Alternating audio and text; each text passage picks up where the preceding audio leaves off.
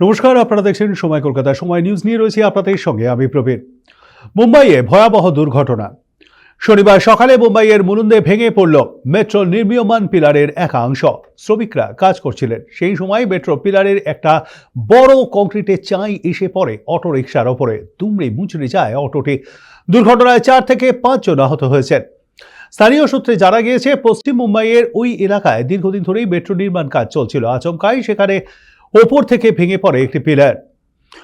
দুর্ঘটনার খবর পেয়ে দ্রুত ঘটনাস্থলে পৌঁছয় ফায়ার ব্রিগেড, স্থানীয় পুলিশ ও মেট্রো কর্মীরা। আহতদের উদ্ধারের পর দ্রুত হাসপাতালে নিয়ে যেতে ঘটনাস্থলে আসে অ্যাম্বুলেন্স। কিন্তু কিভাবে এই পিলার ভেঙে পড়ল জানা যায়নি। ঘটনার তদন্ত শুরু করেছে পুলিশ।